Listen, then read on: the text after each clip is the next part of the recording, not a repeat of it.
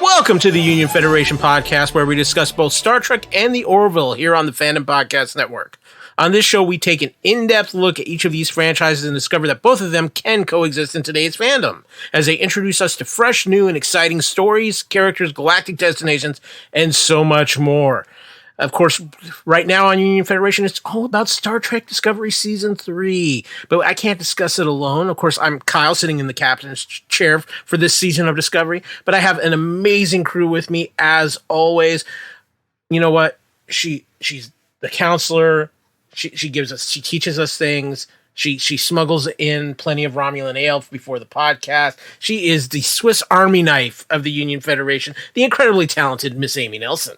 Wow, what an intro. Thank you so much, Kyle. So glad to be here. Well, it's a new year. We got new energy. It's That's all of those good things. Bringing it. Of course, too, she is weapons master extraordinaire.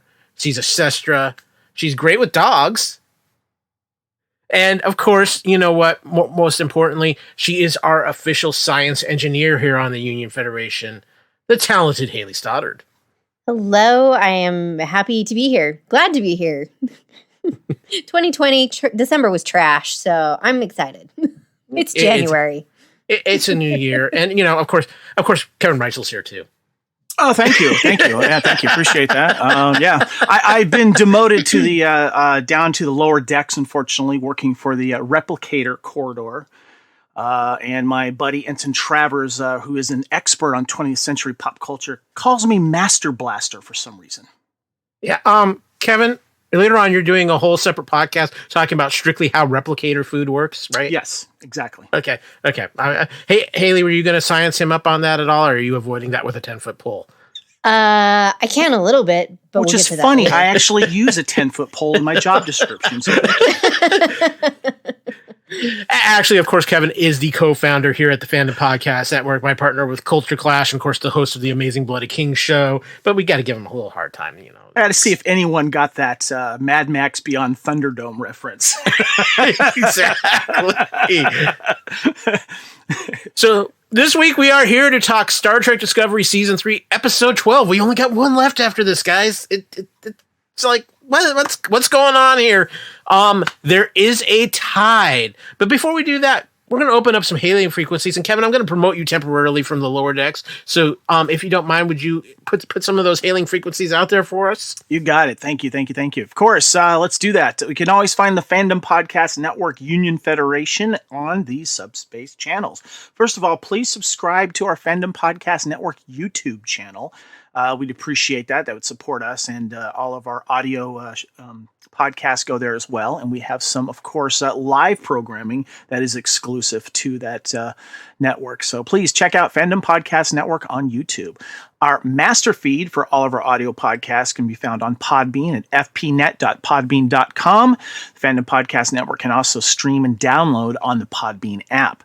The Fandom Podcast Network is on all major podcast platforms, which of course includes Apple Podcast and iTunes. Please join our awesome Facebook page, the Union Federation Facebook page, where we discuss, of course, all Star Trek and Orville. You can also find us on Twitter and Instagram at Union Fed Podcast. And please check out our main Facebook page, the Fandom Podcast Network. If you would like to contact us directly, you can hail us on email at theunionfederation@gmail.com. My name is Kevin. I am on Twitter and Instagram at Spartan_Phoenix. Kyle, where can we find you? You can find me on Twitter at AKyleW or on Instagram, AKyleFandom. Awesome. And Hayley, where can we find you on the interwebs? You can find me. I am on Twitter at Trekkie01D. You can find me in our Facebook group, though I'm not there much, so I'm more of a lurker. And Amy, where can we find you and what have you been up to? Well, you can find me, hosting All Good Things, which is about all of Star Trek.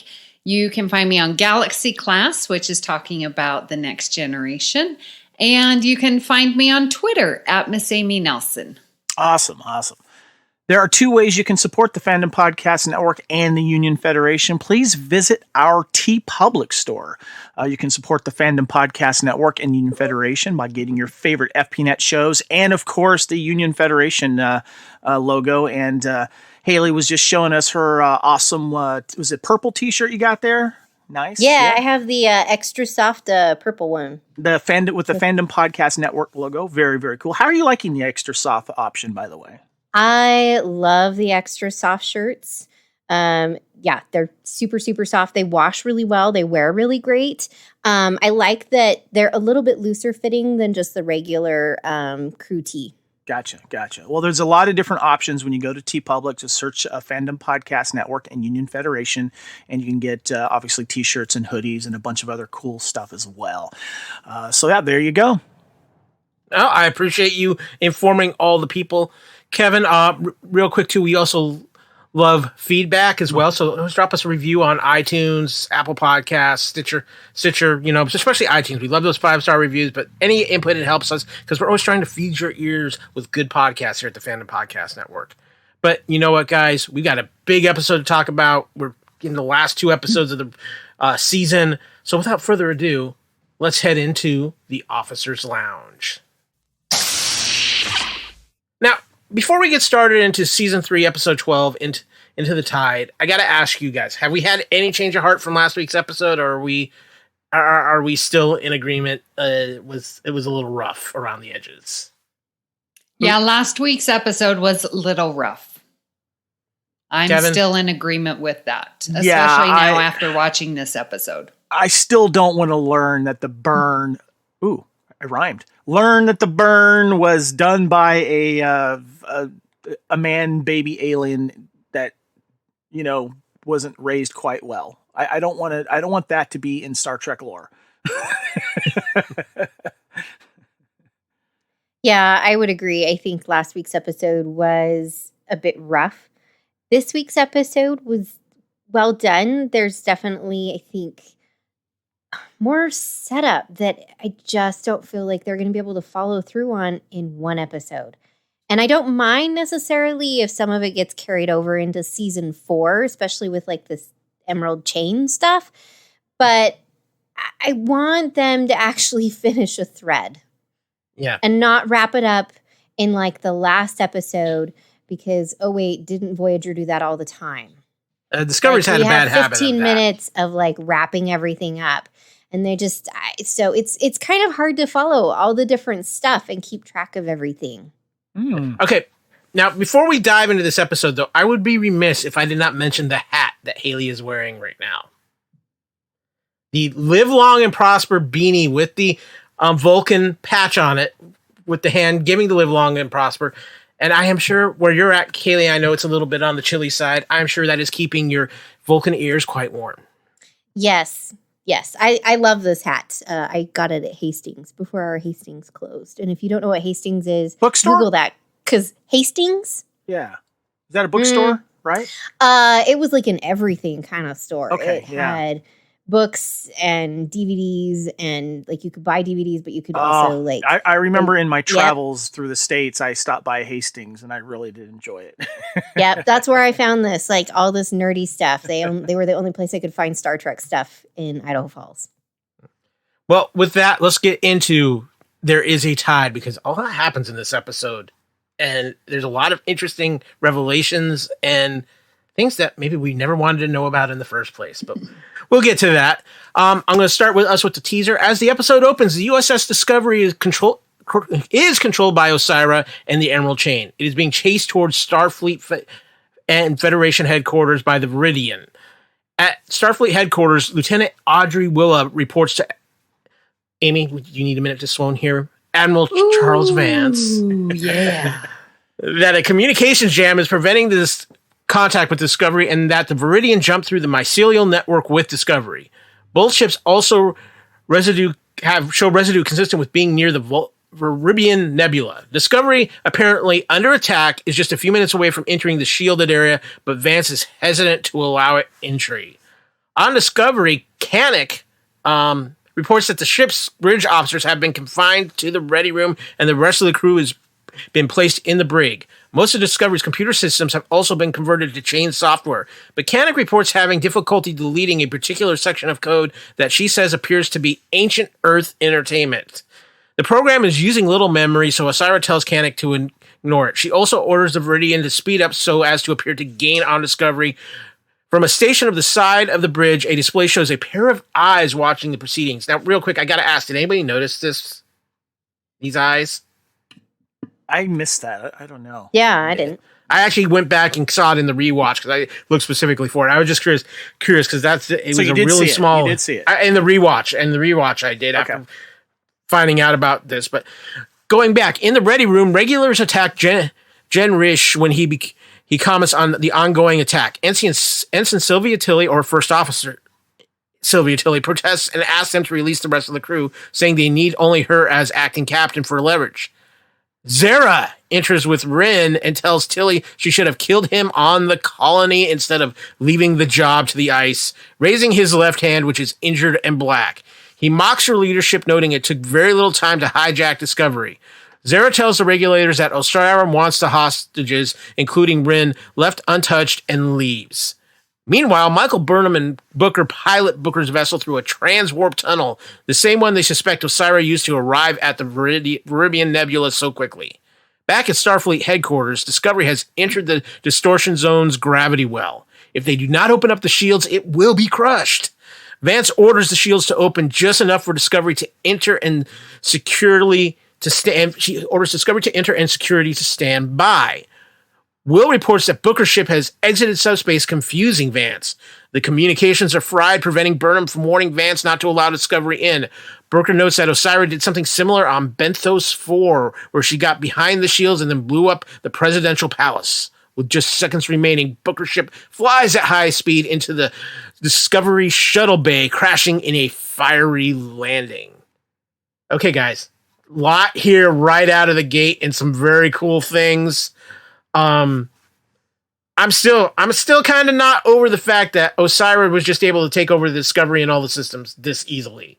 I that's still not quite sitting with me that well, but seeing Zara, I just knew he was coming back. They left him too ominously in that second episode, and I need a Booker. They need to spin Booker and Burnham off into their own show and just let their adventures in this time frame, because those two are just so amazing together, and there's so many cool things here. I don't know where to start, so I'm just going to let everybody just kind of freeform on where they want to go. Mr. Reitzel, we're going to keep you up here from the lower decks for this episode, for the rest of the episode. What did you think of how this show opened this week? Well, first of all, I think they confirmed, I think is what you said or brought up, Amy, about how Grudge is protected. Yes, I feel so much better learning that the Queen is in her place. So it would have been nice, though, if we'd gotten a little video monitor checkup after the crash. That would have been good. So, okay, so is it possible that this having difficult deleting a particular section of code that appears to be ancient Earth entertainment, and the program uses little memory, and Osyraa says just to ignore it? Is this 20th century pop culture going to be the downfall of the Emerald Chain? Yes, I think that's the sphere data. Be. I'm just going to leave it at that. Miss Nelson? Yeah, I absolutely was shocked to see Zara. Didn't even expect him to come back, and I absolutely loved it. He was just meddling and poking at Tilly every second that he got, and boy, he did a great job of it, and showing his hand and reliving all that ice and them walking was just absolutely fun. And I, of course, love Admiral Vance, and to see his wheels turning and Osyraa making it look like they're being chased by the Viridian and that they're under attack, when we all know, well, we'll find out the next act, that they're just like at 6%, their torpedoes, and 10%. It's not really doing any damage, but for the looks of it, and for Admiral Vance to try and figure it out. And what should he do? And there's no communication. Absolutely loved it. And I loved how he was able to just put pieces together. Brilliant. He really shined in this episode, but I will save that for when later we talk about Osyraa. And I am also agreeing with you, Kyle. Booker and Burnham, what a wonderful love story. I'm all in. I like seeing them together. I like they have a comedy, just a way to communicate with each other. You know, was it this first act or was it the teaser where they said they love each other? The first act. We'll get to that. Okay, well, we'll get there and I'll give you my thoughts there. But and I loved how exciting was Booker's ship coming in right at the last second, get in when the shields are down into the shuttle bay so that they could be there on Discovery. That was high action and I loved it. I just want to say real quick, Michael Burnham, I want to hang with her when she's with Book. When it's just her, no, she's not a fun hang. Book brings out the best in Michael Burnham. Agreed. That's why it's a good relationship. Hayley, what about you? What stood out for you here in this opening segment? So there was a lot going on. I think it's interesting. We knew Booker's ship could kind of move and like form into different pieces and stuff. But in this episode, they actually say that his ship morphs. And I was like, is it due to Power Ranger? Anyway. No, I agree with Amy, like that, the fact that they were able to get on Discovery so quickly, that was really, really interesting. And I want to know what an Altarian spider is, even though I hate spiders with a passion. But I think this little bit of data, this little bit of code that they weren't able to delete, which by the way is interesting that they're deleting all of the Starfleet codes on that ship. Like, that's a lot of information and a lot of coding that has to get deleted. I'm pretty sure it can't be done that easily, but I'm pretty sure that is the sphere data that could not be deleted. Yeah, we're going to get to that in a little bit because the sphere data actually ends up playing a very big role in this episode. Yes. But we've got a lot to cover before we even get to that. Mr. Reitzel. Act 1. Act 1, please, if you would. With the Viridian holding position outside the Federation headquarters distortion field, Osyraa is angry that Koenig did not fire upon Booker's ship before it crashed into the shuttle bay. Zero reports that the fire suppression protocols are blocking sensors so that they are unable to tell how many people were aboard, but that his regulators will handle whoever arrived. Osyraa orders him to keep any intruders alive. Arriving in engineering, she greets investigator Aurelio, a wheelchair-bound human scientist working for the Emerald Chain. He expresses awe that the spore drive is 930-year-old technology, saying it must have been a golden age of science. He asked if engineering is a safe place to work, and Osyraa assures him she would never allow him to be harmed. Aurelio says nothingless seemed worried. She tells him she is in hostile territory, about to take the gamble of my life.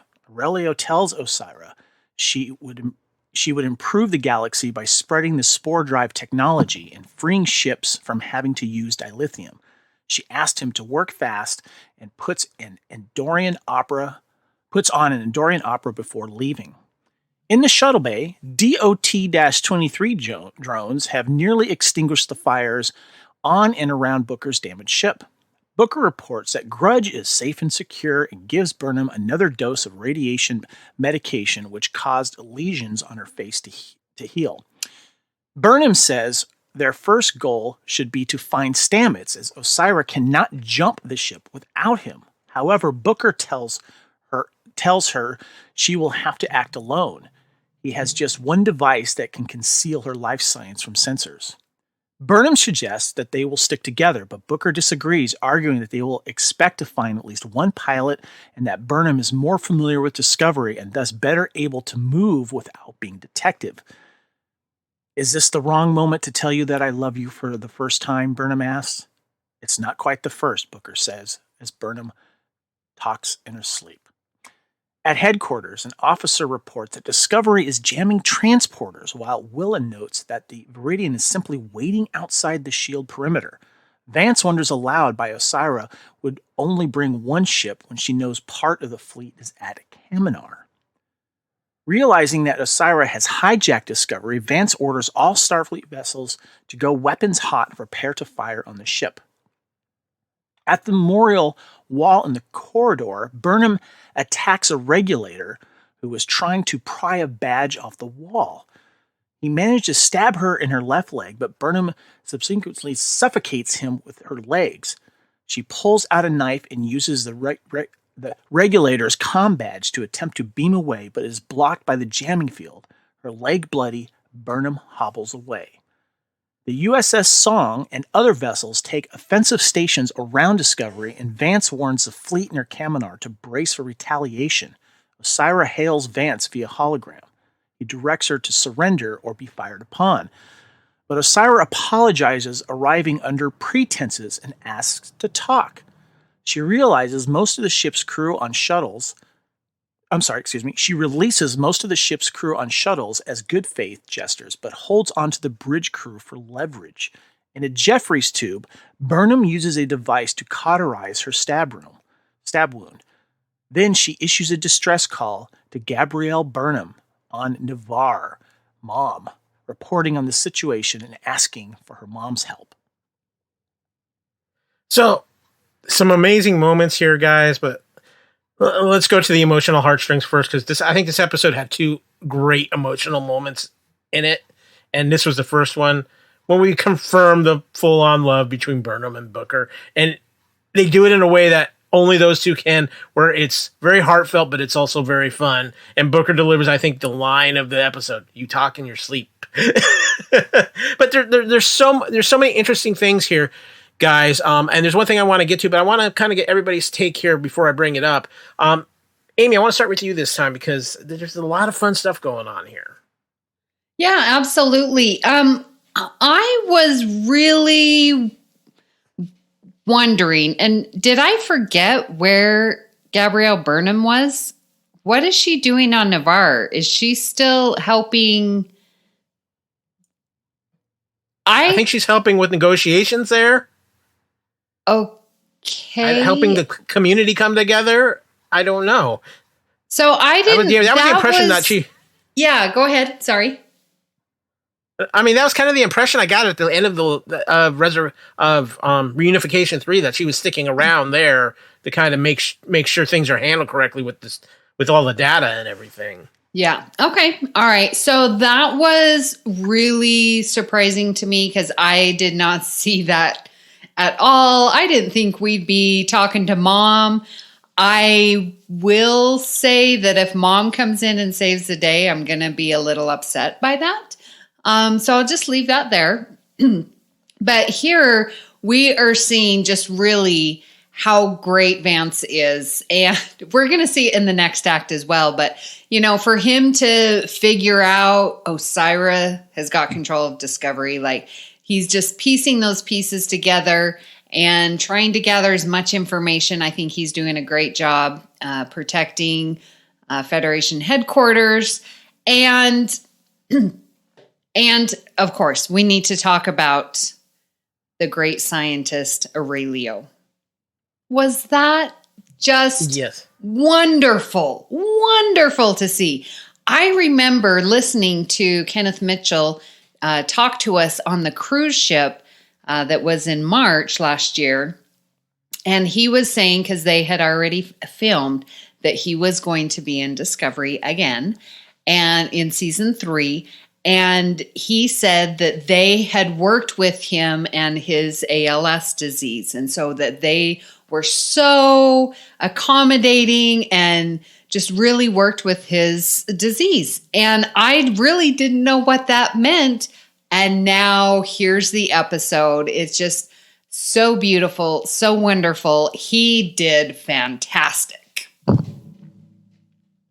You brought up Kenneth Mitchell, and I'm very glad you did. I've been a Kenneth Mitchell fan for a very long time. I discovered him with the old Skeet Ulrich, Gerald McCraney show Jericho on CBS several years ago. And I just became a fan of his. I saw him in the movie Miracle as well. I'm a big fan of his, and I hadn't forgotten. I'd honestly forgotten about his ALS condition, and so seeing him in the weekend chair made me go back and remind myself of that. And I think they handled it beautifully. Kevin, I know when you hear Aurelio, you just automatically think John Leguizamo. Yes. But John Wick reference, yes. The name is the same. However, there's another moment that we're going to get to a little bit that I thought was one of the most absolutely beautiful moments in this episode between Stamets and Aurelio. And I just think Kenneth Mitchell gave such a amazing performance in this episode, and how they set it up for him within this episode for his character was just so well done, Hayley. Yeah, that act has got some really powerful stuff in it. And I do love that they brought him back and used him in such an interesting way to kind of create this story, and his character. I'm very intrigued as to what's going to happen, but we'll get to that later. But I have to say that regulator didn't just deserve to be knocked out for trying to pull a badge off the memorial wall. That really bothered me. Also, does Starfleet not teach people to not pull a knife from your thigh? If you've been stabbed in the thigh, please leave it there. It's stopping you from bleeding out like crazy. Come on. That rubbed me wrong all sorts of ways. I'm just I get it that you don't want the knife in your leg, but the bleeding's going to be worse if you take it out. Leave it in, please. Well, she did have magic phaser to cauterize the wound. You'd think she would have done that sooner rather than bleeding all over the ship in the Jeffries tubes. Come on. Oh, yeah. I think she probably did it just to annoy Stamets later. Maybe. So. I don't know. So, but a lot of things that went on. Like I said, the great moment between Booker and Burnham was great. And we just start seeing the chess game that's about to take place between Osyraa and Vance. And with that, Amy Nelson, would you take us to Act 2, please? Yes. Vance and Willa welcome Osyraa and several regulator bodyguards aboard Federation headquarters. Vance says that the Federation president has authorized him to negotiate for the release of Discovery and its crew. Vance notes that they will respond with force should the Emerald Chain initiate hostilities, and escorts Osyraa to the conference room. In the conference room, and did you notice that it was shielded and was protected? It was pretty cool. In the conference room, Reese and Bryce are covertly tapping out communications in Morse code. One of the guards notices and orders them to stop, but they do not. Owo angrily tells them to stop, prompting Detmer to chastise her in return. Then, stirring commotion, distracts the guards, and the crew attacks and neutralizes them. Booker asks what was the tapping, and they tell him officers learn Morse code in their first year at Starfleet Academy. Reese reveals he merely told Bryce via code to keep tapping. Amusing Booker. Tilly is locked out of the computer, but Rin offers to hack the system. Booker reveals that Culber and Saru remained behind in the nebula.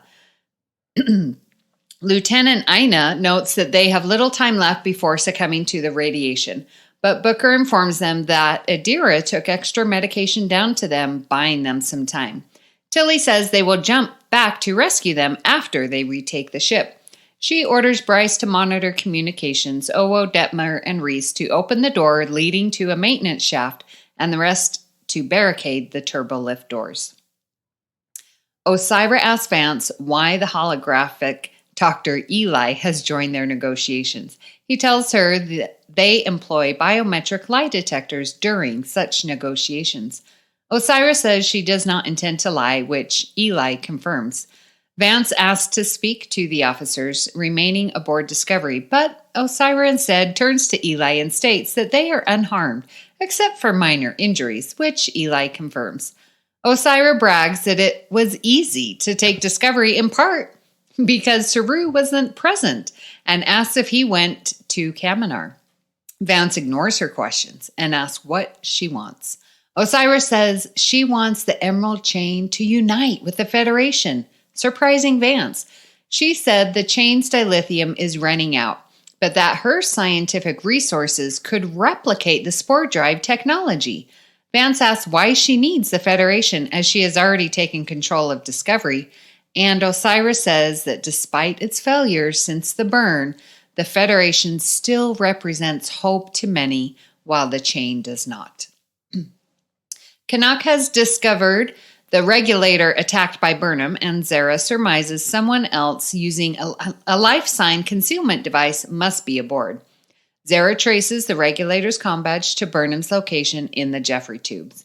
In engineering, Stamets has been handcuffed to a railing, and Aurelio removes the neural locks that the chain used to control him and force Discovery to jump. Awakening, Stamets notes they are listening to Andorian opera. Aurelio explains that Andorians make the best opera singers because their antennae increase resonance. Stamets remarks he would like to hear the performance in person someday, and Aurelio tells Stamets that Osyraa would surely want a scientist of his talents at her science institute. Stamets asks if Aurelio's children like opera, noting that he has 3 silver piercings behind his right ear, an Orion symbol to bless the arrival of a new child. Trying to connect with Aurelio, Stamets says he has a child himself, apparently referring to Adira. Aurelio tries to turn the discussion to the spore drive, but Stamets continues to talk about Culber, who he notes is in danger inside the Verubin Nebula. Aurelio speculates that the tardigrade DNA in Stamets is how he controls the spore drive, but Stamets tells him the species has gone extinct and cannot be replicated. He will have to be killed to extract it. But Aurelio assures him they instead will grow the tardigrade cells. Canuck and the other regulators are approaching Burnham's positions in the Jeffries tube. Rin has gained access to ship systems, and Tilly tells him to scramble communications to help Burnham. Meanwhile, Burnham ties herself to a railing inside the tube. Just as Canuck grabs her, Burnham uses a phaser to destroy a sensor, fooling the computer into thinking there is a fire. The ship's fire suppression system opens a tube to space to remove the oxygen. Canuck, holding onto Burnham's boots, is eventually blown into space with her boots. Burnham's strap fails, but the exterior vents close before she is ejected. On the bridge, Zara watches the dead Canuck floating in space. A barefoot Burnham emerges from the Jeffries tube and tells Zara over comms that he will need more regulators, to the relief of Booker and the crew. Burnham ditches the comm badge and runs off. Now, I know that segment was a little long, but I really think what happened in the third act was important for a couple of reasons. One, to see the game of chess that is playing out between Vance and Osyraa is just spectacular to watch. And the other, that whole conversation and moment between Stamets and Aurelio, I think shows us how much Stamets has changed from the beginning of Discovery. We've kind of talked about it throughout the season, but this really hammered it home. And there's going to be a scene later coming up we'll talk about more. But to see Stamets refer to Adira as his child and his family, and then to kind of, we know Stamets likes the opera, had learned to like the opera as well, so having the whole opera playing in the background as well, and just the scientific conversation between Aurelio and Stamets, you almost feel like if the circumstances were different, these two could have been very close friends. So I think it was a very powerful area here, Hayley. Yeah, this was quite beautiful and interesting to see this conversation, the two conversations really kind of starting in this Act 2. One thing I have to say, I love that at the time of the Discovery crew going to the Academy, they were still teaching Morse code. That's just brilliant. I knew that immediately. I was like, when I first watched the episode the first time, I'm like, they're communicating Morse code. That's fun. I'm kind of surprised that these future regulators, these guys know that they're communicating via Morse, like communicating somehow. Maybe they don't know it's Morse code, but like really? Anyway, that seemed a little ridiculous. But I have to say, one of my favorite parts of this was when Vance and Osyraa first start talking, and she notices this Eli. Anyway, and Vance says nobody seemed to like when a red light would just go off, so we gave it a face. I thought that was great. But yeah, I don't know if I trust Osyraa. People can fool lie detector tests even now. And so I really don't know if she's actually being completely, fully honest. We know that Eli says that, that's a lie later on. But I really am just very leery of this whole thing. And what is her play and ploy in this? It seems very interesting that all of a sudden she wants peace. But the conversation between Stamets and Aurelio was really kind of beautiful in a very interesting and scientific way. These two, Stamets is clearly trying to not only deflect the conversation off of the spore drive, but he's also trying to make a connection with his interrogator, and let's call it that, even though they're two scientists having this scientific discussion. So that makes Stamets more human to Aurelio, and hopefully will play on his emotions, which comes in later as their conversation continues.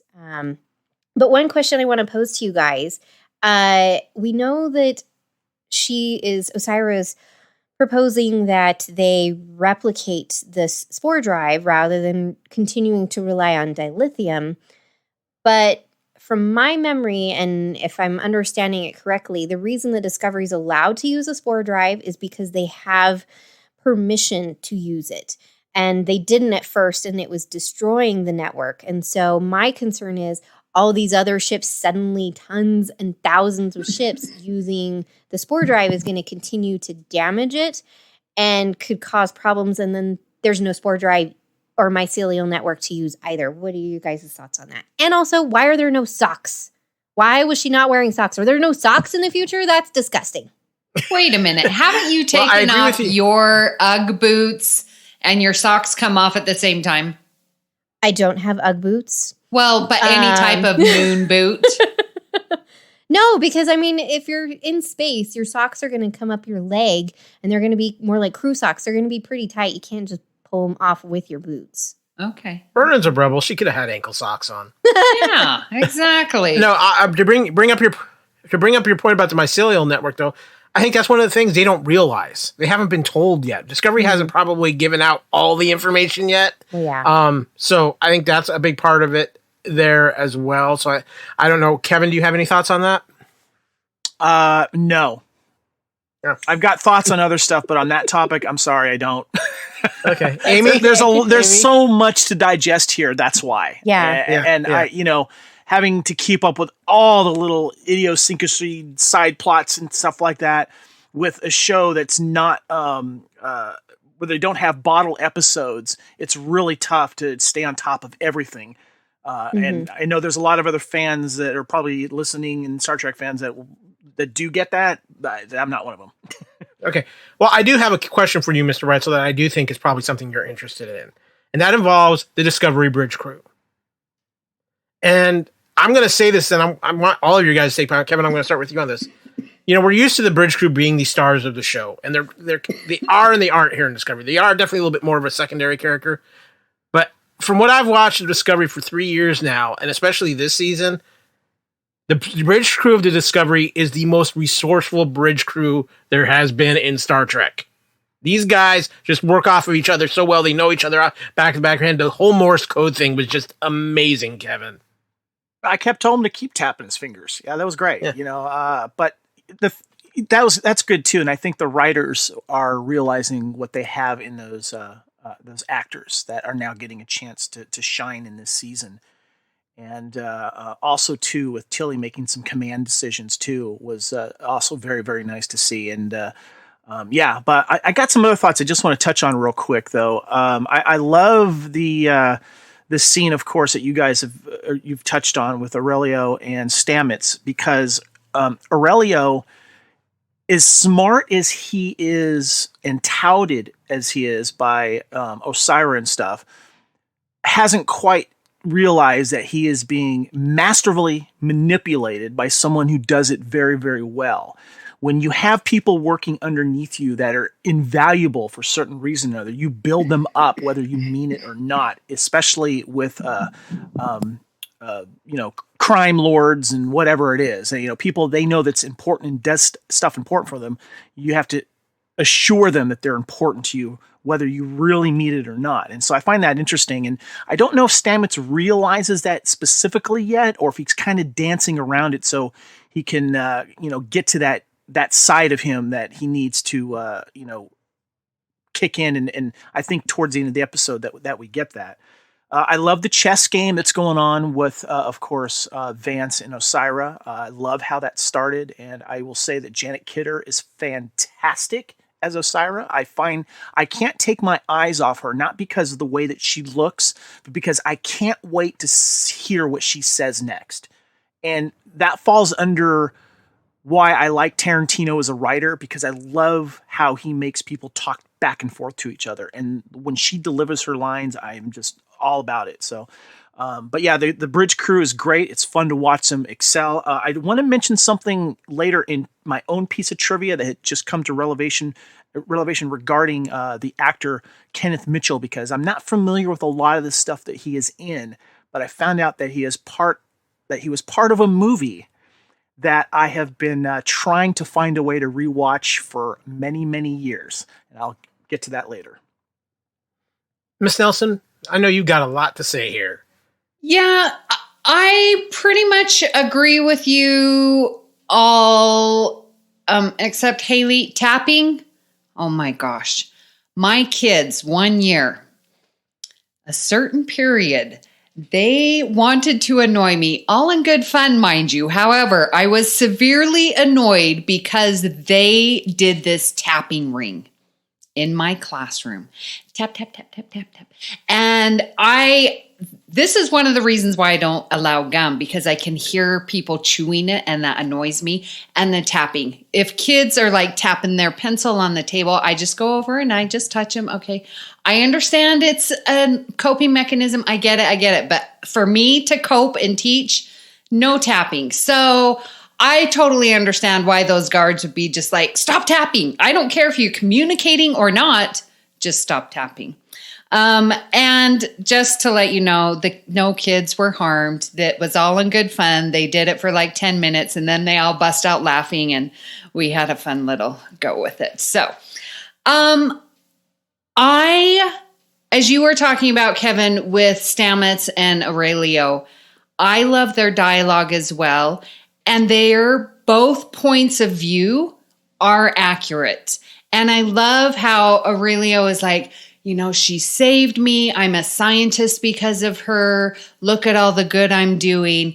And Stamets is like, I don't disagree. She may be all of that, but she is more, and that she is what I think she is. And she's more because of what you think she is.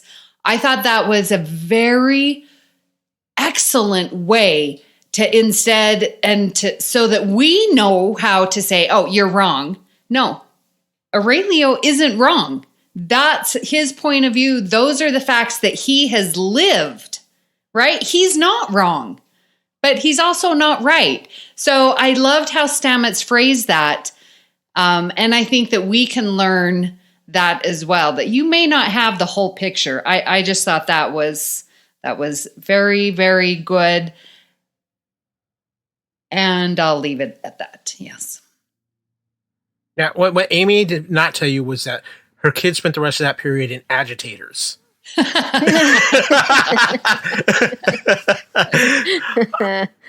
Hayley, would you care to step away from the science desk, or actually step to the science desk in this case, because of what we're going to talk about in Act 3? Oh, I would love to. Osyraa samples an apple slice from a tray of foods. She remarks that it does not quite taste like real apple, and Vance remarks he has never had a real one. Vance tells her the apple, like all their food, is, quote, made of our shit, via replicators, as Osyraa spits out the food. It's Pretty good for shit, Vance says, and we don't have to commit atrocities for it. Vance presses Osyraa to make her point. She tells him that if they are to join forces, the Federation must send a message that the Chain's culture is valid and ethical, quote, by acknowledging that capitalism is already happening within the Federation. She notes it has been 87 years since anyone from the Federation visited Deep Space 253, a distant outpost. However, Deep Space 253 has been trading with the Chain mercantile for nearly a century, and that trade should be sanctioned, Osyraa says.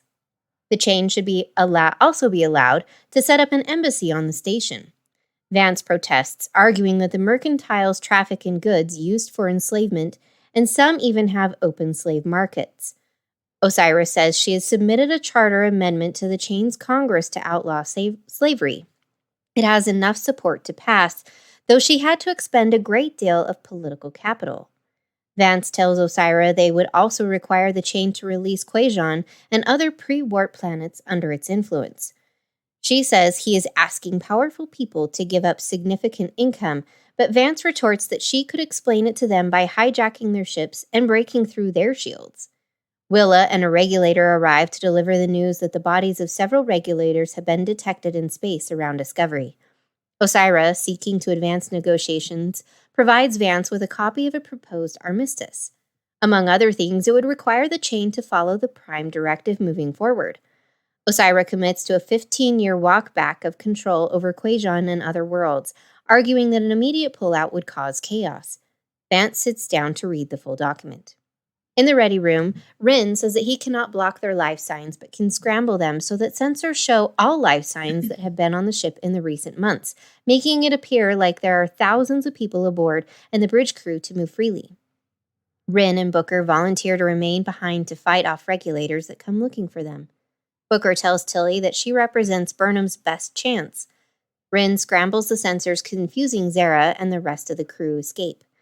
In engineering, Aurelio assures Stamets that the regulators are well-trained and will sort whatever the problem is. Stamets notes Osyraa hijacked the ship and has taken hostages, including himself, but Aurelio says she is negotiating to bring spore drive technology to the entire galaxy. He tells Stamets that while he may not like her methods, she is more than you're making her out to be.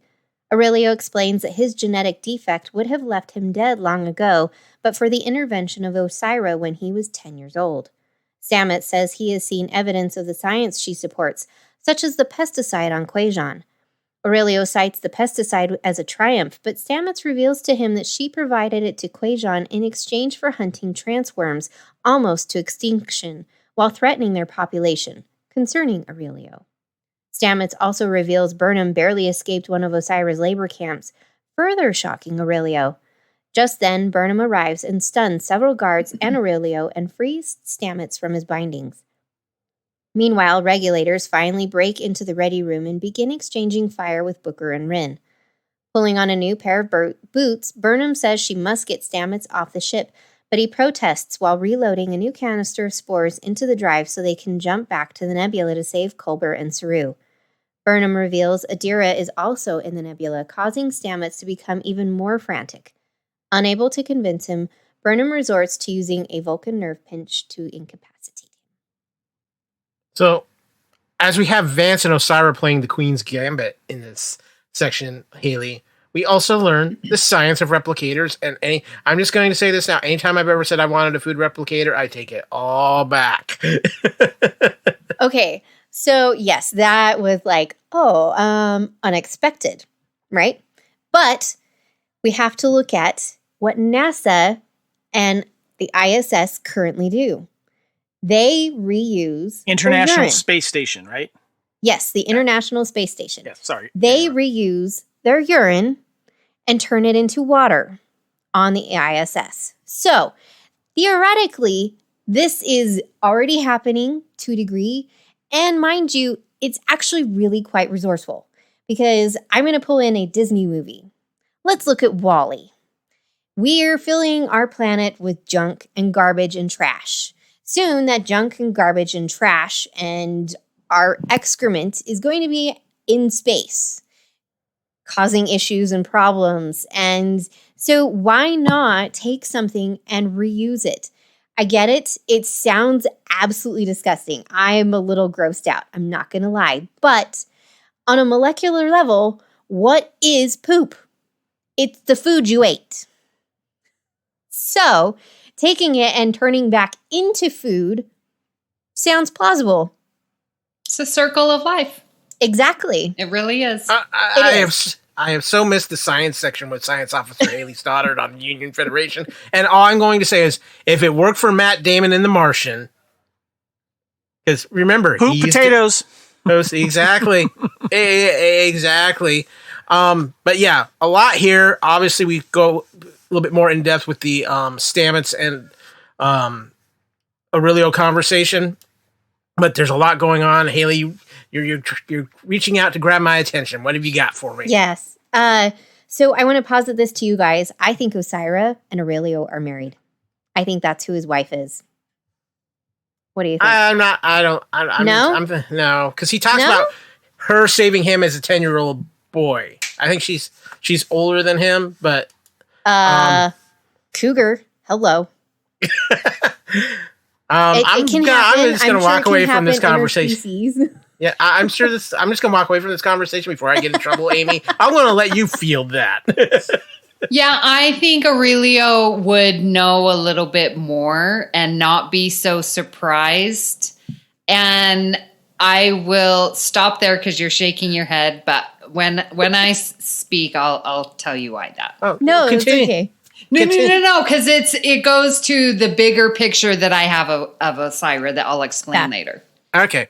Rose-colored glasses. People can choose to not see something because they have they're such heightened emotions for somebody that they block out all the negative that the person can do.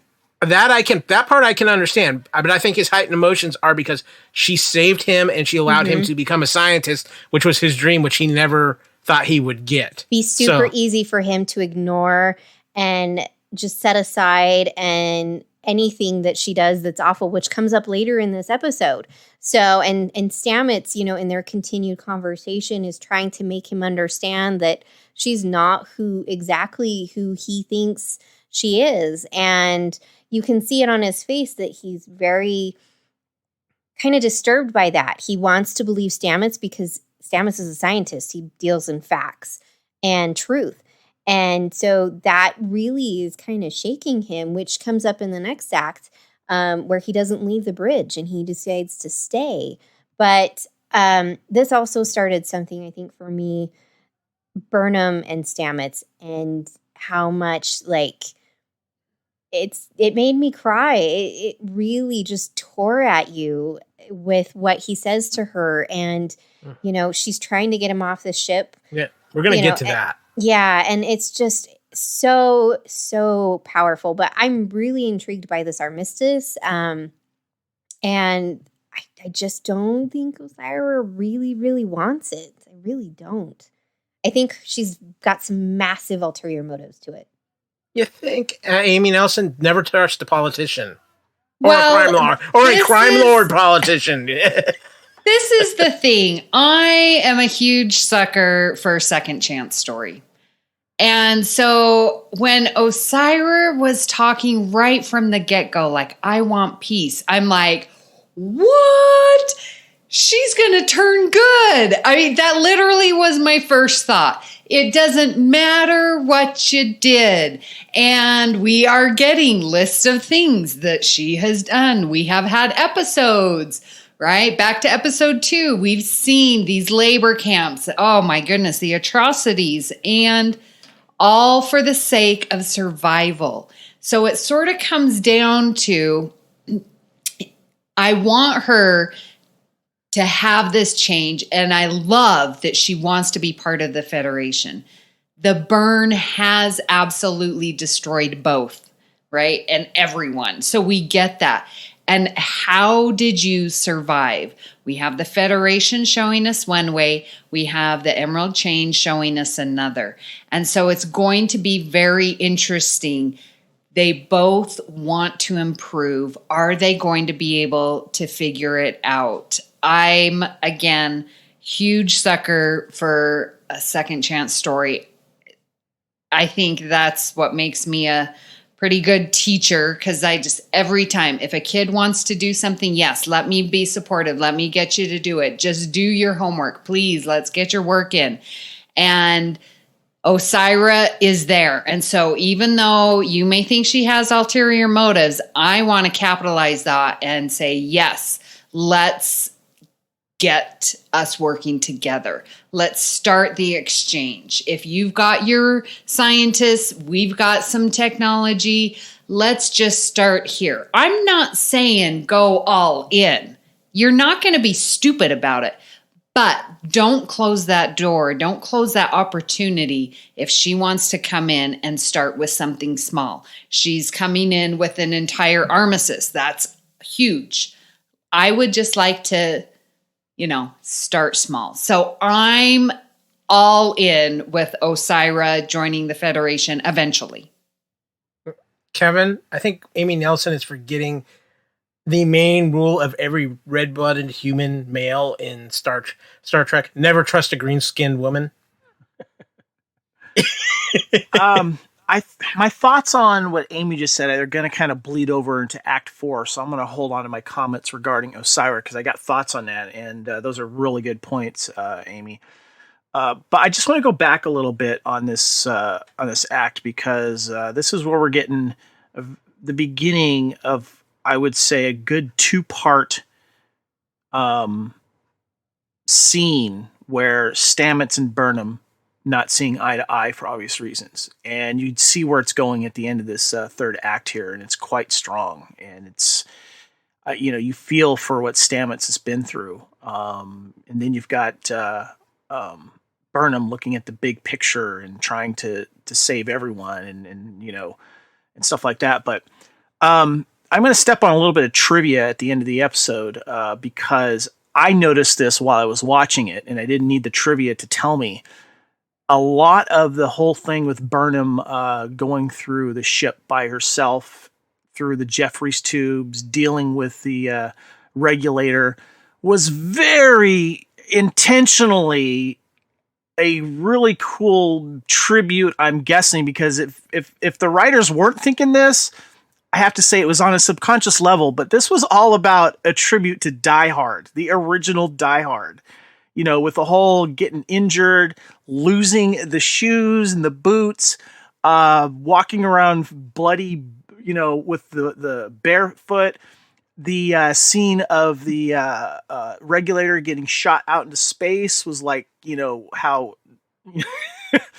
good old John McClane had to deal with the terrorist. Her calling out saying you're going to need more regulators did the same thing in Die Hard when he got on the walkie-talkie, and this is why you're dealing with this many instead of this many terrorists. I loved it. It was great. And it was good to see Burnham kick some butt there and do that. So. Kevin, all I've got to say is yippee-ki-yay, Mr. Reitzel. I agree with you. I was thinking that too, especially with the losing of the shoes. I'm like, oh, good work, guys. Brilliant work by the Discovery writers. But let's wrap up this episode and head into Act 4, which carries a lot of weight in this episode. As Vance reads the armistice, Osyraa asks who Eli is modeled after. Vance tells her his image was computer generated. Vance finishes reading and calls the armistice very impressive, noting it made many concessions. But he has one further question. Who would represent the change to the Federation? Osyraa agrees that her reputation precludes her from being the diplomatic representative and that she would choose someone appropriate, perhaps a well-respected scientist. She insists the person would be free from her influence, but Eli says it was a lie. Vance says that for the armistice to work, Osyraa would have to be tried for her crimes, shocking Osyraa to hear this. She tells him that he is stuck in the past when she has offered a map to the future. The past is the only light with which we can see the future, Vance responds. Unable to agree on this final point, Osyraa walks away angrily. Osyraa arrives back on the Discovery Bridge where Zara, Aurelio, Rin, and Booker are present. She chastises Zara for losing the hostages, especially Stamets, though he protests that they must still be on board. Her harsh language and threats of violence unnerve Aurelio. He tells her there is no need for violence, but she retorts that it is how progress is made, and Aurelio decides to stay. Osyraa tells Ren to fix the sensors, but he refuses, saying he is no longer afraid of her. She puts her gun to his head, but Booker holds her off by saying he can show her to the dilithium planet. Osyraa guesses that it must be in the Viridian Nebula along with Saru, though Booker tells her the nebula is massive and dangerous, and he can show her how to get there safely. Aurelio nods that she should accept the deal, but Osyraa quietly turns back and fires on Ren at point blank range, disintegrating him. Booker is shocked, as is Aurelio, by the bloodshed. She tells him to produce a truth serum so Booker doesn't lie about the planet's location and orders the Viridian to start firing on Starfleet headquarters shields so they can depart. Elsewhere, Burnham placed Stamets in an emergency escape field that activates a homing beacon. She plans to eject him into space where the Federation can tractor him to safety. Awakening Stamets protests, arguing that Culber and Adira will die painfully if they do not return immediately. But Burnham says that Osyraa would use him to destroy what remains of the Federation. Leaving a phaser on overload near a window, Burnham exits the room.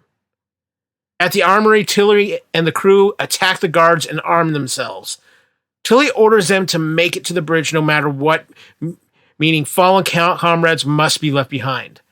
They are surprised when 3 Dot-23 drones emerge. One displays an old Earth film, we might have recognized that from earlier, and Tilly realizes they are controlled by the spear data. Able to speak with Zora's voice, the drones confirm her suspicions and offer to help take back the ship. Some heavy stuff here, guys, and some major revelations. The moment between Stamets and Burnham might be one of the most emotional scenes in Star Trek history, and just amazing acting and just amazing emotion from Stamets on how, when he says, "We all came here for you, and now you're making decisions for every one of us," and the sacrifices they made. And you can just hear to his emotional core how terrified, how scared, how hurt Stamets is, how betrayed he feels. Guys, I honestly had a tough time rewatching that scene. It was so emotional. Kevin, you hinted at it earlier, so I want to go to you first on this because this carried a lot of weight and a lot of powerful emotions. Yeah, really good scene. And I'm struggling internally to see who's right here. Is Stamets being objective? Is he realizing the situation because he doesn't want to lose, the love of his life? He doesn't want to lose this wonderful girl that he, this person that he considers, a child. And then, is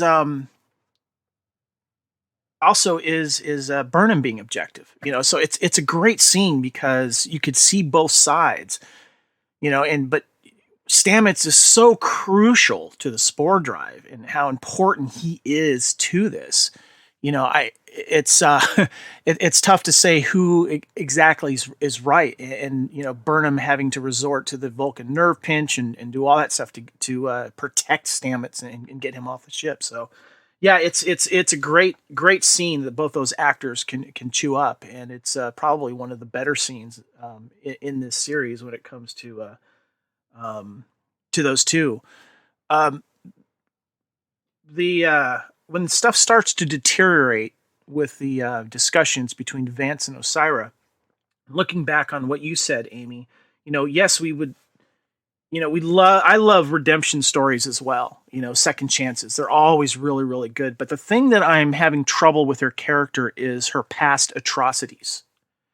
There's certain people that you just can't root for because of their past, how bad, and then you're starting to judge like how bad were their crimes or how bad were their deeds, and you can look back at a lot of people through pop culture that went through a bad time because of either a manslaughter charge, because they accidentally killed someone with their car, and there's several celebrities that have gone through that, sports figures that have beat up family members and stuff like that. So all of this starts coming to my mind when I start thinking about this character Osyraa, because I even went back to history when the U.S. in World War II had to align with Russia, and Stalin was a horrible, horrible dictator and killed so many of his own people to get the power that he did. But U.S. needed Russia's might to fight against the Nazis. So when I look at her, I don't know if she's redeemable. So with her saying that she would have to obviously step aside and have someone more diplomatic, but Vance calling her on this very important thing that you're going to have to, in order for peace to go forward, you have to be tried. You have to, succumb. And she was not having this. Because she was not having this, and then you saw what she did, a few minutes later, I don't think she is redeemable personally. And that's what makes her such an interesting character. And that's why I love watching this character, because obviously at the core, she wants to save. I believe what she's saying when she wants the Emerald Chain to survive and work with the Federation. But I think that until she realizes that she's going to have to, I'm on Vance's side with this. And she's not quite ready to accept that. She wants to still stay in charge back behind the curtain if someone else is going to be the thing. And that can't happen for true peace to happen, I think. It's tough. You bring up several, it's tough. You bring up several good points. I think part of the thing for me with Osyraa is the fact she still can't see past herself. Because, Amy, tell me if I'm wrong, the impression I was getting when she was talking about putting a scientist in charge, I immediately went, she's going to use Aurelio, who she already kind of has as puppet on a string. Yep. Anyway, and I also, just real quick, going back to that scene, just incredible props to Anthony Rapp for his portrayal and just what he did in that scene. It's, again, one of the most powerful scenes in Star Trek I think I've ever seen. But Amy, I want to get to you because I know how you felt about this Osyraa situation, and I know, like the rest of us, that scene with Stamets and Burnham was just, it went right to the core. Yeah, I'll touch on Stamets first. When he said, "My entire world is on that planet," man, that tore at my heart big time. Because we understand Hugh, but now we have his child that he has claimed as his own. This is my child. Adira is my responsibility, and now is on the planet. So when he said my entire world is on that planet, oh my goodness, I felt it definitely. When Burnham did the Vulcan nerve pinch, seriously, the first thing that went through my mind, hope it works better than what you did with Georgiou. Just saying. Hopefully she's improved her Vulcan pinch. But I wanted to focus my time on, again, how amazing Vance is. Again, love Osyraa, want her to have that second chance.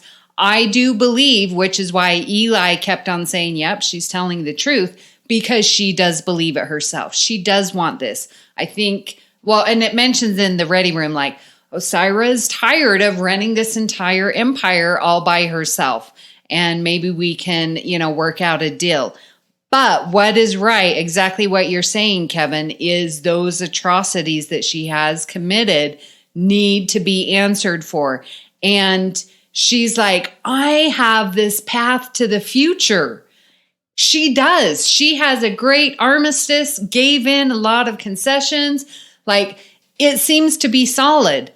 But that morality, what did you do to get this power, really has to come into play. And Vance says it best, the past is only the light which we can see the future. So acknowledging the past needs to be done, and she needs to be held accountable. Understanding, and as Kevin, you were saying, like, she, I'm sure, had a rough childhood. She had to live through the burn. She had to do what she had to do to survive. I get that, and that comes into consideration. But at what point does her surviving turn into her empire? Like, that is the issue that I have with that. And that's why Vance is so smart to say, yeah, we all were suffered through the burn, and you did what you did to survive, But now look at all the extra stuff that you've done with your atrocities, with your labor camps and your slavery and the capitalism of it all. The question too is the power that she wants to retain. Exactly. And I think what's important here is how important Aurelio is to her. And if there's going to be something that's going to happen with him or whatever, to where she might realize either she will sacrifice herself or do something. But the big question is who would take her place and who would not stand out as a Emerald Chain puppet and be strong enough to work with the Federation. Yeah, and the fact that she's unwilling to sacrifice herself when, if you looked at any Starfleet, well, that we know, Vance would absolutely die on the sword to preserve Starfleet. Yep. Anyone of Discovery. Question. Yep. Yeah. Mm-hmm. But Osyraa, given the chance to be good like her people, to save this deal, she is not going to do it. And that's where her moral compass is. And so that's when you're like, okay, you can't work with someone who's like that. We'll find out in the next episode if she's redeemable or not. Is my bet. Yeah. Hayley, you've sat there. You've absorbed a lot of things that's been said here. What is your take on all of this? Yeah. So, gosh, that scene with Stamets and Burnham, when he, like as Amy says, he says, my whole life is in that nebula, and he's crying, and it's emotional, and it's raw, and he's angry, and every emotion under the sun. He's afraid. And so I can see that. And for me, I almost want to say that ranks up there with Spock's death. Like Spock's death and then this, like as far as emotional tearjerkers, because you really, really feel everything. And he doesn't want to have that loss of Hugh again. And he's grown so fond and attached to Adira that he can't imagine losing them either. And like Kevin was saying, you want to say that both of them are right, essentially. They're both right in what they want to do. And so you want to root for both of them, but then you can't. And you have to choose. And Stamets yelling at her, we did this for you so that you wouldn't be alone. We came here for you. And it's interesting to see this is the second person who has said essentially that maybe they didn't make the right choice. That they should have said, no, we're going to stay behind. We're not going to go into the future with you. And so that's kind of powerful. And it makes you wonder how many more of the crew are going to start questioning their decision to jump into the future as well. I almost wonder if Osyraa wants to be the face of the Emerald Chain and wants to co-found and co-run this whole thing with Vance or somebody else in the Federation. I mean, she clearly didn't want to give up. She's been in power and control for a long time. And as we see currently in our situation in this country, a lot of people, once they've had power for a very long time, they don't want to give it up. They love it. They thrive on it. And who are they if they don't have it? Who is Osyraa if she's not in charge of the Emerald Chain and calling the shots and making the decisions and out there marauding and pillaging and doing all the atrocities that she's doing while also making some advancements for her people? I'm not going to say that she doesn't do that. But who is she if she's not that? And so that is quite an interesting take on her. I have to say, because no one else said anything, I'm not surprised that the sphere data went into the dots. That was quite an interesting way for the sphere data to contain itself and maintain itself and be safe, because who knows what Osyraa would have done with that data if she'd realized what it was. However, did you guys notice that each of the dots is one of the original colors of the uniforms? One was red, yes. One was yellow, and one was blue. Yes, and they seem to have their own personality. Mm-hmm. I had not forgotten that. I was just waiting for everybody to get past their big points, and I was going to bring it up because That is quite a twist. I don't think anybody really saw it coming unless you were paying attention to a lot of things going on in the background of the episode. And it's a big event for Discovery to have these Sphere data now become basically in a way sentient fully, and now is taking control of these dots and adding itself into the fray here to take back the ship and support the crew that apparently she has kind of adopted as her family. I think this is a big revelation and ties into things we've seen a little bit here and there throughout the season, and of course what we've talked about with tying into the short trek Calypso. I think this is a very big step in the continuation of growing storylines for Discovery. Amy, I want your thoughts on that. Yeah, I was very happy to see them. And in fact, the question that I had at the beginning of the teaser, when they identified that, it's very little memory that the Sphere data is using. I'm like, wait a minute, that can't be, because when Discovery brought it to the future, that's because Discovery was large enough to contain all of this data. So I'm not sure exactly why they would say that the Sphere data is requires very little memory. Because the Sphere data transferred itself into these 3.23. So that sort of answers that question for me. And I'm very interested to see how it's all going to work together, and just bringing back season 2. I mean, the Sphere data was my favorite part of season 2. So it's very exciting.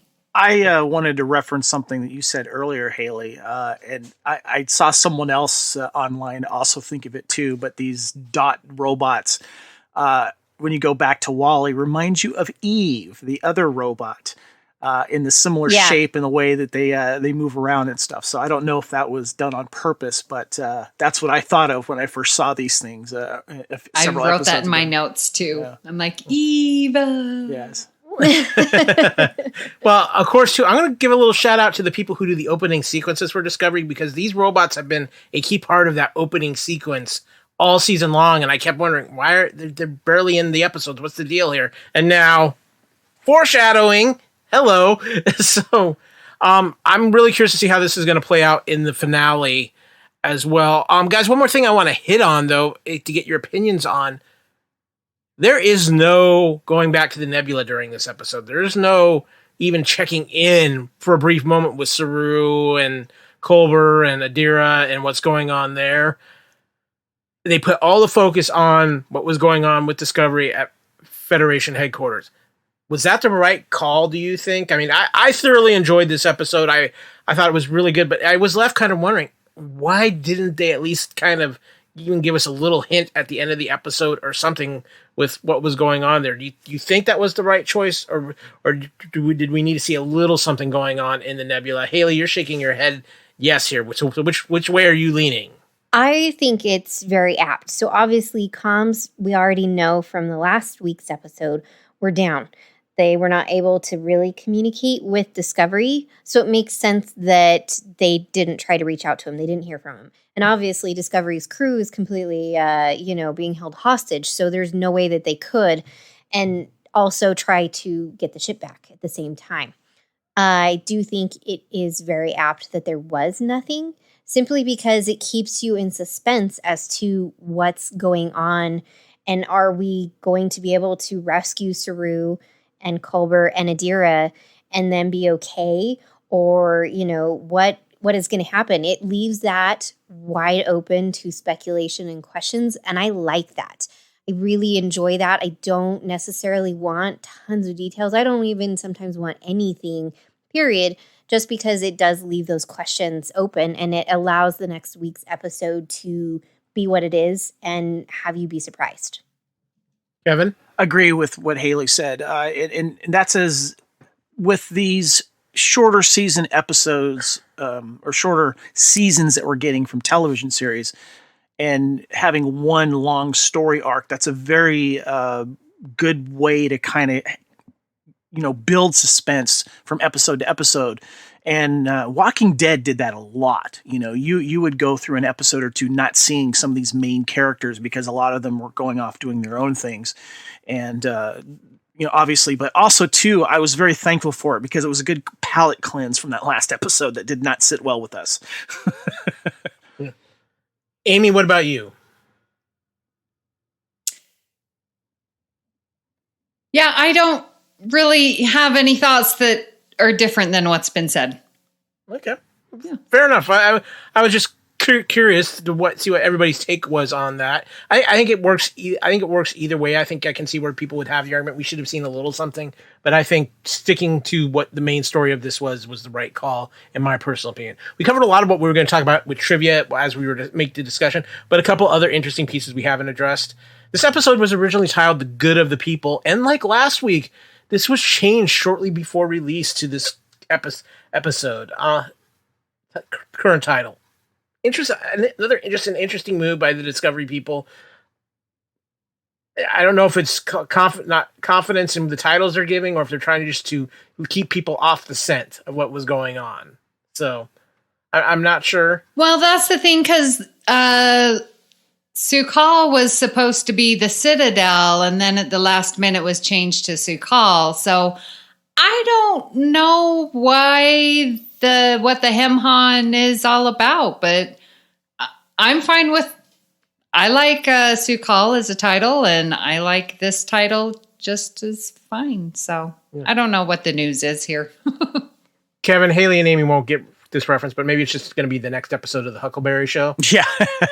Yeah. I don't know if it was just, when you look back on a title that might just describe it a little bit better, it's interesting, maybe it's also a contractual thing too. I don't know. Guys, also too, this was a actually historic episode of Star Trek, as this was the 800th Star Trek episode ever aired, counting 13 movies, 2 animated series, and 7 live-action ones. Hayley, that's kind of a big deal. It is. It's absolutely incredible that we now have 800 episodes of Star Trek. I mean, I love Law and Order, the original one, and I almost wonder, on par, how many episodes, or some daytime soap operas that have been running. Yeah, they're about 1,500,000. Yeah. I know the answer to that. I'm just going to interject. Law and Order with all of their series has 1,120. Wow. So yeah, soap operas aside, Law and Order. How did you have that information retained and ready to share? Okay, I was talking about it with a friend, and I just asked the question, and they Googled it and was like, "Nope, Law and Order." I was like, "Okay." So continue, Hayley. Yeah. No, that's incredible. Yeah, so it's really incredible that we have reached this milestone. And I do have to say, I am not superstitious about the number 13. It's actually one of my lucky numbers. So I love that there are 13 movies. Just saying. Someday we might have a 14th. Kevin, any thoughts on this? I had one other piece of weird trivia that I wanted to share because it's kind of a personal thing regarding the actor Kenneth Mitchell. I was looking through his IMDb to figure out where have I seen him before. And he's been in some stuff I think I've seen, but he hasn't really jumped out to me. But he was in a movie called 5/25/77. And this is where I'm going to make a Star Wars reference in a Star Trek podcast. I was at Star Wars Celebration 4 in Anaheim, California back in 2007, and they premiered a film with that title called 5/25/77. And what was interesting about that was that it was a preview cut of this film that was supposed to be released either in the theaters soon after or whatever. And it's about this young aspiring filmmaker who is trying to get into filming, and he's a big sci-fi nerd. And it's right before the release of Star Wars, the original film, which came out May 25th, 1977, 5/25/77. And so I absolutely loved this film when I saw it at that convention, but it was never released again.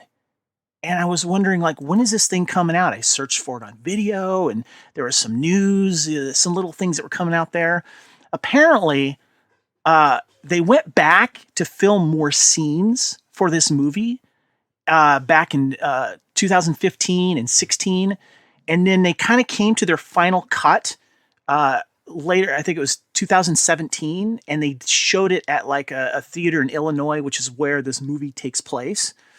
And as of like 1 week ago on their Facebook page, the director said, creator said with the teaser, 5/25/21, streaming, Blu-ray, DVD, and in select theaters. So this movie I've been waiting to have a copy of and see again, which is going to have new scenes in it about this historical moment in fandom back in the 70s, is finally going to get its just due. And I would not have found that out if it wasn't for that actor in this episode of Discovery, which he was in.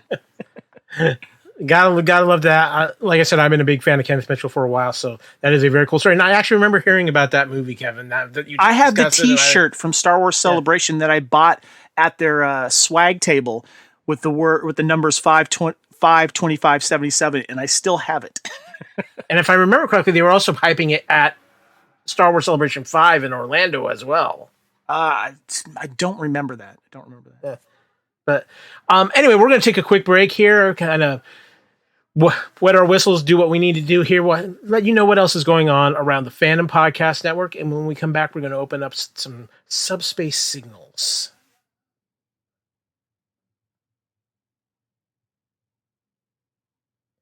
And we're back, and hopefully you're enjoying everything we do here at the Fandom Podcast Network, because you know what? We want to just make some podcasts that feed your ears and that you can enjoy and get a break from everything that's going on around you. But you know what, guys? It's that time of this show where we open up the communications array. I've turned it up to high because signals have been a little sparse lately, but I think we've got a couple here. So let's dive into some subspace signals. Well, as always, the first signals we pick up are from the Ready Room, guys.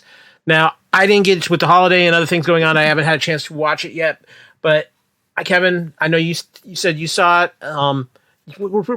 Amy, Hayley, I don't know if you've seen it or not yet, but is there some things that we need to take out from Mr. Wheaton this week? The three main things that they talked about was, first of all, they interviewed Janet Kidder again with her character of Osyraa, and she was being interviewed about the character's intentions, and it was really cool to see her talk about that.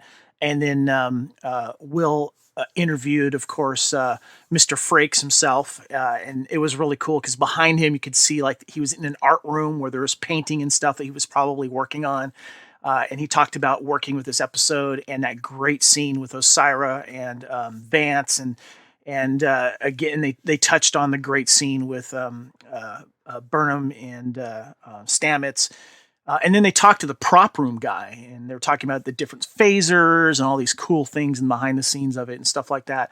But the very interesting thing, trivia, that I took away from that was they had four answers of how many episodes of Star Trek did Jonathan Frakes direct. And I'm going to leave that to Amy to answer because I know it, but I know you saw this episode as well, and I thought it was really cool.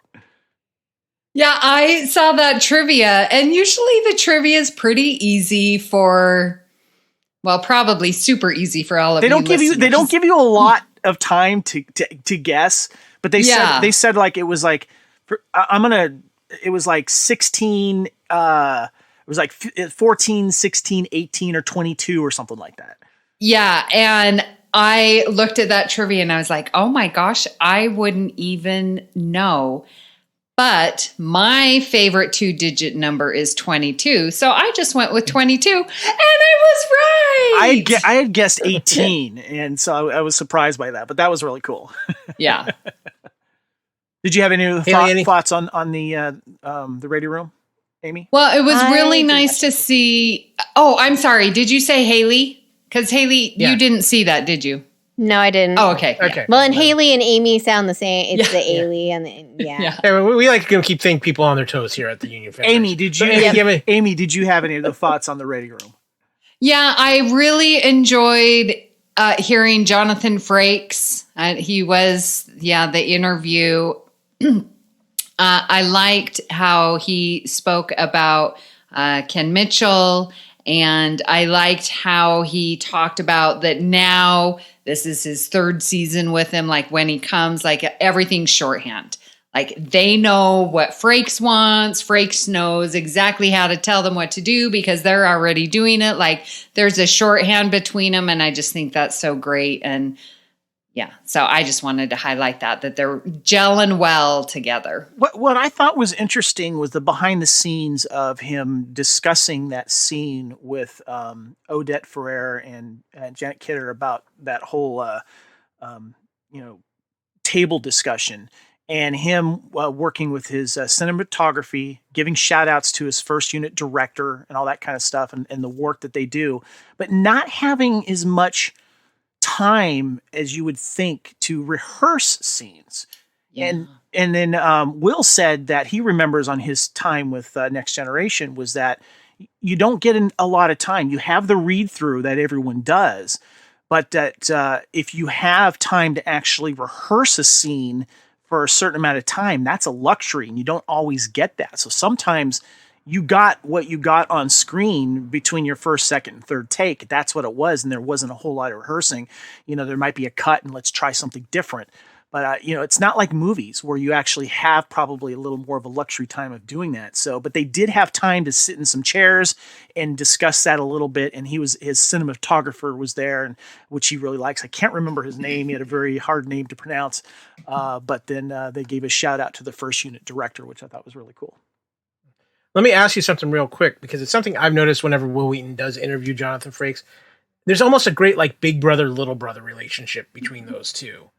And it always kind of seems to play up a little bit in their interviews because they start getting a little playful with each other. Is that there in the? Oh yeah, definitely. And you could see the glow in Will's eyes and in Frakes' eyes as well. It's family talk, and Will was kind enough, or if you want to put it that way, to mention that how Will is at the he's at the same age as Patrick Stewart was when they first started doing filming Next Generation. Well, yeah, I know. Tom, I feel old now. Thank you, Kevin. Unfortunately, guys, though, we do have a disruption in the quantum drive. There has been recent breaking news as COVID has been spiking in California again, as Kevin is very much well aware of that situation being in that area. But several shows now are being delayed again on the start of their filming, and it looks like the Orville season 3 is going to be one of those shows as well. In the article on Cinema Blend, it states that fans have waited a long time to see season 3 of the Orville, and the wait for the sci-fi series' latest series just got a bit longer. The series was first projected to make a premiere on Hulu in late 2020, and now it's looking like the Seth MacFarlane show will be put on hold that much longer as Hollywood prepares for another COVID-19 shutdown. The Orville is listed among many Disney-owned shows set to delay production following the holidays due to the current surge of COVID-19 cases in Los Angeles. Deadline reported that the Orville and 15 other shows like This Is Us, Blackish, and Last Man Standing will remain on holiday hiatus instead of their previous production start dates of Monday, January 11th. The current plan is for these shows to be back in production the following week of January 18th, so the delay isn't that much longer than planned. The Orville had already had production on season 3 delayed back when production shutdown first happened in 2020, and it finally got into production in early December. It was believed the series had around 5 to 6 months of additional production time to wrap up the season, and that was reported, and this delay just tacked on at least another week. It may not be a massive roadblock in the grand scheme of things, though this is assuming Disney doesn't halt production further on the COVID-19 situation in Los Angeles. If it does, which could always deteriorate further. Following the show's departure from Fox, the Orville moved to Hulu. It was rumored back in August that season 3 would be the series' final season. The rumor was rebuked at the time by staff members, but production delays can lead to a show's cancellation no matter how successful it may be. There's no solid date at this point. I guess with COVID, it's kind of even though they say a week, it's maybe just a wait and see game at this point, guys. I really hope we get this before the end of 2021, but I'm starting to wonder if we're not going to see it till the start of 2022, depending on effects that have to be done and everything like that. I'm worried the longer this is delayed, the more it's going to lock in the fact that this could be the final season of the Orville. it's frustrating. As Amy said when we were off mic, we might have to change the name of the show because there's not a lot of union in it these days.